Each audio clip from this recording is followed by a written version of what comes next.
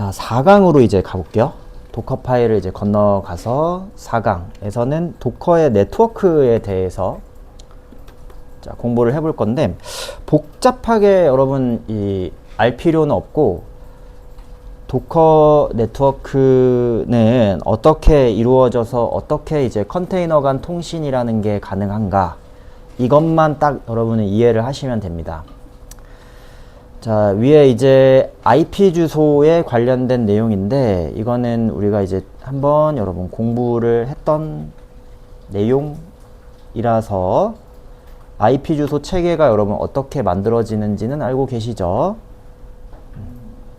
사이더의 개념을 이용해 가지고 가상 네트워크를 우리가 만들어서 사용할 수 있다라는 개념이었어요. 그렇죠? 자, 조금 통과를 하고요. 도커 네트워크란 무엇인지 한번 얘기를 좀 해봅시다. 자, 도커 네트워크를 왜 여러분이 알아야 되냐면은 컨테이너 간의 통신이라는 게 필요할 수 있어요. 각각의 컨테이너 간 통신. 이 각각 컨테이너는 여러분 격리된 환경을 만든다 그랬어요. 그래서 서로 영향을 미치지 않는데 때에 따라서는 통신이 좀 필요할 때가 있습니다.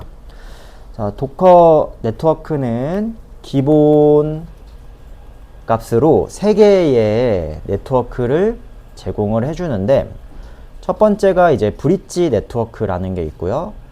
호스트라는 네트워크가 있고, 논이라고 하는 네트워크 영역이 만들어져요. 기본 값으로. 자, 호스트랑 논은 모르셔도 되고요. 브릿지라는 네트워크만 알면 됩니다. 이 각각의 네트워크 안에 들어있는 도커 컨테이너들은 이게 서로 연결이 가능하다라는 건데, 우리는 이제 브릿지만 알면 된다라는 거야. 자, 예를 들어 도커 컨테이너는 여러분 이렇게 만들어져요. 여기 보시면 도커 호스트가 있습니다. 리눅스라고 볼 수 있겠죠. 그 안에 각각의 여러분 도커 컨테이너가 있습니다.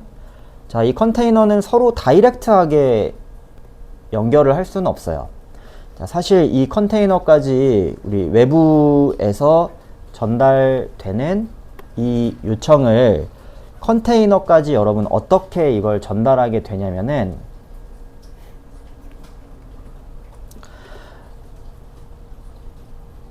네트워크 인터넷 인터페이스 뭐 ETH0이라는 걸 통해서 인터넷이 처음에 들어와요. 네트워크 인터페이스입니다. 자, 그러면 인터넷이 들어오는 거를 이 브릿지 네트워크라는 망 안에 같은 도커 컨테이너가 이렇게 만들어져 있으면 그걸 브릿지 네트워크로 토스를 해줘. 자, 이 브릿지 네트워크 안에는 컨테이너들이 하나씩 만들어지는데, 이 컨테이너들은 가상의 IP 주소를 가지고 있어요.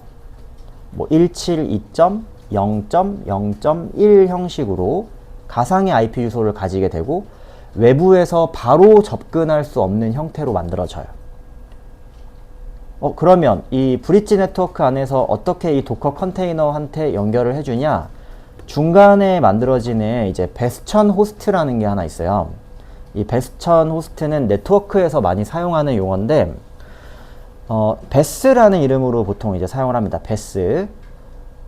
바로 이 프라이빗 네트워크 한 도커 컨테이너에 연결해주는 그 연결 통로라고 보시면 돼요. 이런 친구들을 이제 베스천 호스트라고 하는데, 외부에서 다이렉트하게 이제 들어올 수 있는 것은 아니고 특별한 통로를 통해서 이 컨테이너에 접근을 하게 되는데, 그런 통로들을 우리가 베스천 호스트라고 부릅니다.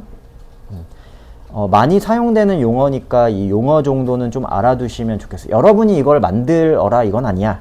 대신에 용어 정도는 좀 알아두자. 그럼 이 브릿지 네트워크로 들어온 인터넷 연결을 베스천 호스트로 연결을 해주고, 베스천 호스트가 이 도커 컨테이너에 연결을 걸어서 외부 IP 주소로 연결이 들어올 때 도커 컨테이너까지 연결이 전달될 수가 있는 거예요. 자, 여기서 그러면 우리는 이거를 사실 좀 보면 됩니다. 브릿지라는 여러분이 아무것도 지정을 하지 않으시면은 네트워크 값을 아무것도 지정하지 않으면 브릿지라는 네트워크 안에 저 네트워크 망 안에 만들어져요. 컨테이너가. 그러면 얘네들은 같은 영역에 같은 네트워크 영역 안에 만들어진 거죠. 그러니까 이 말은 서로 이 같은 브릿지 네트워크 안에 만들어져 있다면은 서로 이 부여된 가상의 IP를 가지고 서로 통신이라는 걸 할 수가 있다라는 거야. 가상의 IP를 가지고.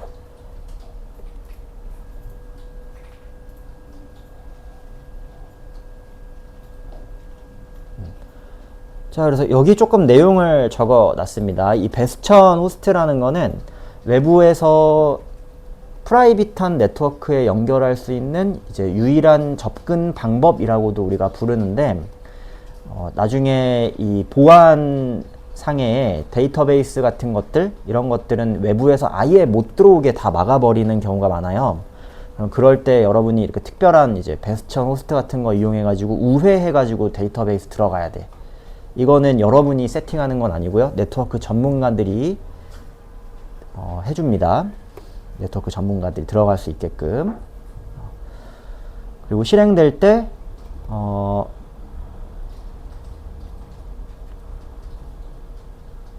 이제 이렇게 연결이 들어간다라는 건데요. 컨테이너 방, 이제 ETH0이라는 이 네트워크 인터페이스의 베스천 호스트를 통해서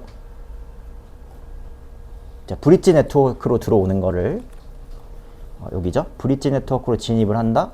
그럼 베스천 호스트를 통해 가지고 도커 컨테이너 내부 ETH0, ETH1, ETH2 이런 식으로 트래픽이 연결이 된다라는 뜻이에요.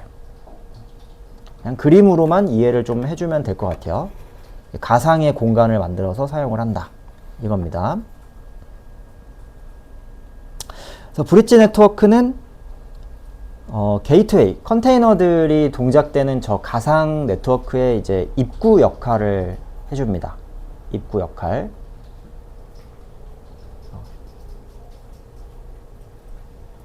자, 그러면 이제 이런 사실 내용이에요.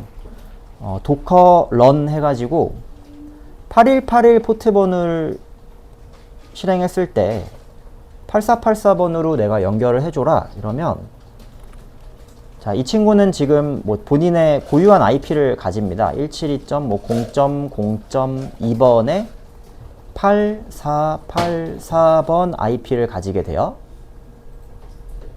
우리 여기 외부에서 8181 요청이 들어오면은 브릿지 네트워크로 전달해서 여기서 야 8484번 누구냐? 누구야? 너야? 이렇게 들어간다 이거야.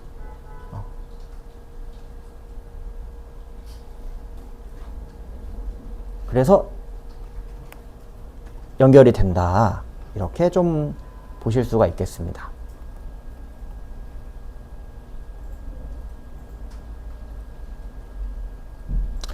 자, ETH0이라는 이 인터페이스를 우리가 실제 ETH0 이제 요 호스트에 만들어지는 네트워크 인터페이스인데,